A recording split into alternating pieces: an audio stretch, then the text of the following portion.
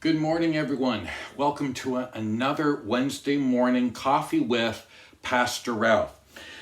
Sue and I just got back from a wonderful week-long holiday up island, exploring another part of our beautiful province, Vancouver Island. We started up at Qualicum beach area and then drove through Coombs to see the goats on the roof. Yes, they are real goats on the roof.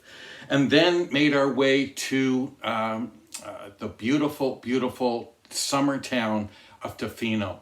It was amazing how God provided this beautiful place for us. It was a bed and breakfast right on Chesterman Beach, and it was something that I could never have planned myself. It really had the hand of God in it. Beautiful location, wonderful community, and we just had a marvelous time. Before we left, I wrote an article on the importance of rest, and I want to continue that theme. We're just a couple weeks away from the end of summer break, and normal life is supposed to resume, however that's going to look.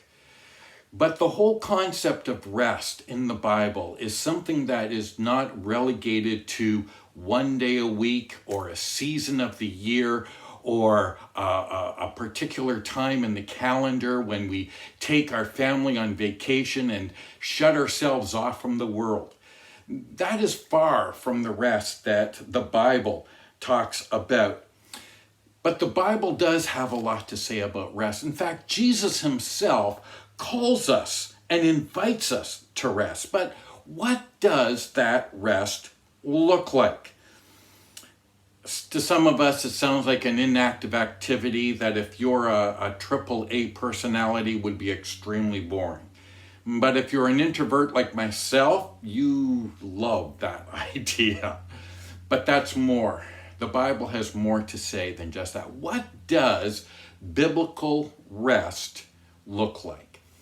Well, let me just share with you some ideas and thoughts from my readings this week in my devotions. And I want to share with you 4 or 5 ideas about rest. First of all, rest is emotional honesty. Jesus said in Matthew 11:28, "Come to me, all you who are weary and heavy laden, and I will give you rest for your souls." It's emotional honesty. It's being able to admit to yourself, I need a break. I can't do this life on my own. I can't do this in my own strength. I need a power outside of myself. And you know who that power is? It's a person. His name is Jesus Christ, who invites us to trust in him. And that's why the Bible also says that rest is spiritual intimacy. It's not failure. It's not running away, but it involves spiritual intimacy in a relationship with Jesus Christ. In fact, sometimes it takes greater faith and courage to admit we're tired and we need to reassess where we are and welcoming God's soul-searching spirit in our lives because he loves being with us on this journey of faith that we are taking.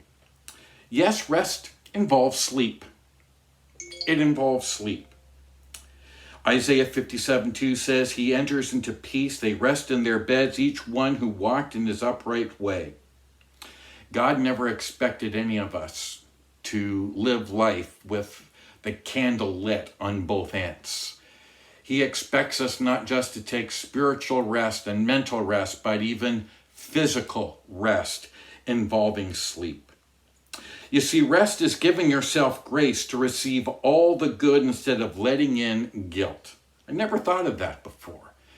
But I can even point to times in my life where I came back from vacation feeling guilty because I had left so much undone.